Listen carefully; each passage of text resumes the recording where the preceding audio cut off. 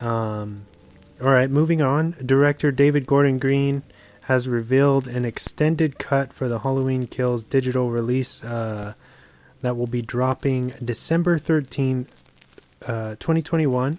And there is also rumored to be an alternative ending included as well. Ooh, nice. So excited to see if that adds anything new to the film that we have already seen. Yeah, I can't wait. I can't wait to own that on as a hard copy, not just digital, but they're coming out with the steelbook. I think we talked about that the other day, right? Yes, and it's a great complementary piece to the first steelbook, 2018 steelbook. So yeah, I think it's safe to say we're both probably going to go ham and buy that one as well. Oh yeah. Moving on, John Wick 4 recently wrapped filming, as we all know, and it is now being called John Wick 4 Hagacure. I apologize if I'm not saying that correctly. I've only seen kind of advertisements for it. I haven't heard anybody say it, but I think that's how you would say it. What is that? Does that mean something? I have no idea. Your guess is as good as mine, my man. At this point. Well, I just know because Parabellum. What does Parabellum mean in the last one? Something about going to war or something Latin, okay. Some Latin stuff. I was making a joke with my friend the other day. As this franchise keeps going, it's like they just want to confuse us more with the subtitles. It seems, but right. It's all good. Yeah, as long as we get John Wick, I don't care what they call it. Yeah, right. We're still gonna watch it. Yeah, right.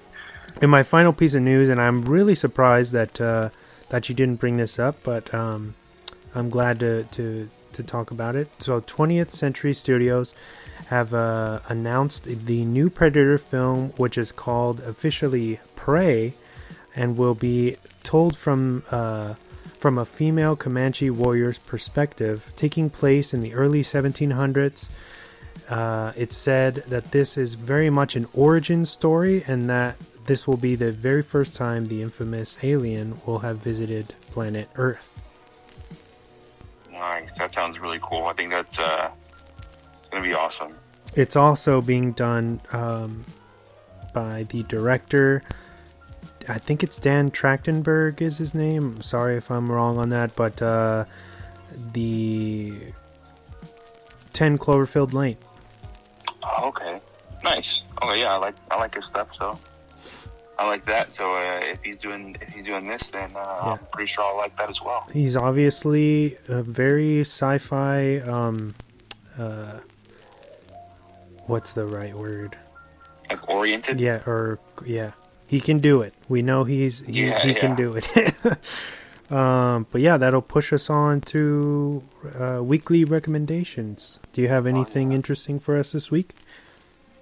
Yes, I do. Something I literally just finished watching with Jordan is Shang-Chi. Shang-Chi, I believe that's how you say it. Yes. The Legend of the Ten Rings. It's on Disney Plus now, available for free if you subscribe to that. You can watch it now on Disney Plus, like I said. Very good movie. I wasn't sure what I was gonna expect from. I wasn't sure what to expect from it. I had heard basically everything I've heard about it from other people was that it was very entertaining, very good. The choreography, the fighting choreography, is amazing in this. The action is great. They do a lot of what's that type of style in the older kung fu movies, hidden something like Hidden Dragon. Wing Chun? Yeah, they're kind of gliding across the ground and stuff, and doing spins in the air. Oh, okay. Yeah. Really fantastical, kung fu fighting. Very cool. It adds to the the mysticism of what they're trying to get through. Very cool stuff. I highly recommend checking it out. Like I said, it's available on Disney Plus right now.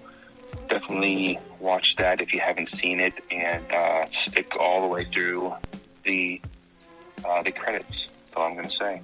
A really cool thing with Disney Plus that I didn't know they did, but they actually allow you to just skip the credits. There's after like the credits roll, a little icon comes up and it says skip the credits, and that's how you'll know if there's something at the end or not. But that's something I didn't know that they had. Yeah, that's news to me as well. That's crazy. But yeah, check that out. That's my one and only rec for this week. All right. Well, I have two for you, my man. All right, let's do it. Both. So, of course, Dexter New Blood just dropped. It's on. They just dropped their second episode, and you're not going to get any spoilers from me, but it's very good.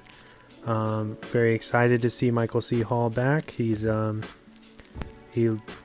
great, like in perfect form. Totally hooked on it already, and can't wait to see what happens next. So it's safe to say that Dexter hasn't lost a step. Nope. No, all right. Still going, okay. Yeah. New Blood is so good, so if you haven't, for everybody out there, if you haven't got to see it yet, check it out. I know Showtime offers 30 days for free. If you don't already have the app or subscribe to them, so do yourself a favor and check out Showtime. And then my second rec is also another brand new Showtime series called Yellow Jackets. Okay, I have not heard of that. Yeah, it's brand new. It's their first season. It's starring Tawny Cypress, Mulaney Linsky, Juliette Lewis, and Christina Ricci. So it's a stacked all-female cast. It bounces around a timeline of, basically, to set you guys up out there, it's like a very, like, it's about this like super elite young women's soccer team, right, in high school. And I think they end up going taking a plane trip to like the championships or wherever they're going to play, somewhere important, and their plane crashes in the Canadian wilderness, I believe it is, and they end up having to go, like a, how do you say, a Lord of the Flies kind of scenario happens, where it's like, okay, it's dog eat dog in a sense, yeah. right?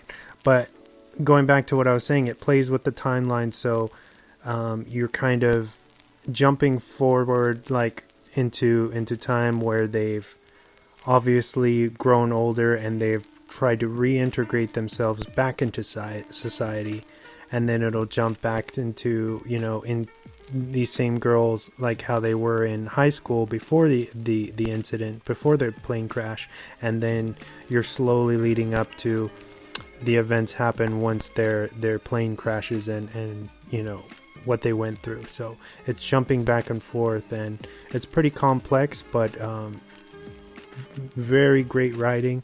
And of course, you can't, it's so insane to see a cast like this working together on something that seems very special so far. So Yellow Jackets, check it out on Showtime. Sounds interesting. It is, man. Yeah, and that's all I got as far as Rex. If you're ready to jump into my main focus for the week. Yeah, man, let's do it. 5, 4, 3, 2, 1. And now for the movie focus of the week. Alright, so we're talking about the ANIMATRIX in celebration for the upcoming Matrix Resurrections, which I think it's safe to say that we're both very, very excited about, right? Oh, yes. This is rated TVMA. It's from 2003. It's science fiction, hard science fiction. Runs at 1 hour and 41 minutes, and it's got a very smooth 89 on Rotten. So the American cut of this film was directed by Jack Fletcher, starring the voices of Matt McKenzie, James Arnold Taylor, John DiMaggio, Hetty Burris, Dwight Schultz, Tara Strong, along with veteran actors Carrie-Anne Moss, Clayton Watson, and Keanu Reeves. The idea of the Animatrix first arrived when the Wachowskis visited Japan during the run of their first Matrix film. The directors decided to link up with some of the biggest names within anime, and the result were 9 very different but equally effective short films, 4 of which were actually written by the Wachowskis themselves. Overall, the Animatrix is a very fun, vibrant, and highly stylized look at the various different pockets of the Matrix universe. If you have yet to see this one, give it a go now on HBO Max. Alright, man, do you have any questions for me before we jump into the various plots of all these crazy stories? Yeah, well, what made you decide to pick this? I mean, I know it was for the Matrix coming up, but I mean, is that the only reason, or did you hold this in a particular spot in your heart? Yeah. So I remember this was crazy because the name of our episode is the last flight of the OSIRIS, right? And Yes. that short, even though it's super random, it dropped in the beginning as a trailer for Stephen King's Dreamcatcher film. I'm not sure if you ever watched that one or not. Yes. But yeah, so when Dreamcatcher came out in theaters, they would play this short, just that one, just the OSIRIS short film at the beginning as like a trailer. And I always thought that was so cool. And you know, what a banger of a short story. You know, you got at the time that state of the art CG animation, which still looks beautiful in my opinion today. Yeah, it still holds up. Yeah. But yeah, so I just think that this coming out around the time of Reloaded, it was the perfect timing. Obviously, the Wachowskis are very into like Japanese culture and anime, and it bleeds through into their various work. And I feel like for whatever reason, the Animatrix doesn't get talked about enough, or I feel like a lot of people don't really, like, either they forgot about it or they never knew it existed, you know? Right, yeah. And on this show, that's one thing that I love, is just kind of trying to spread this little kind of spotlight on things that have flown under the radar. And I think this one, as crazy as it sounds that it's, you know, not regarded enough, I really do. I believe that not enough people have seen this or even know it exists, you know. I'd say that most people either forgot about it, or, you know, I have never watched it just because it's animated, and I think just that alone makes them think that, you know, it puts them in the mindset, well, you know, they would think that it's not really a part of the storyline or that universe, which it actually is. It explains a lot of the beginning, and you know, I mean, it actually is a part of the story or timeline that we're seeing from, you know, the previous films. But I think that's the main reason, just because of it being you know, animated, it's not seen as a real film. Okay, yeah, I could see that. So I think that's why it's underlooked.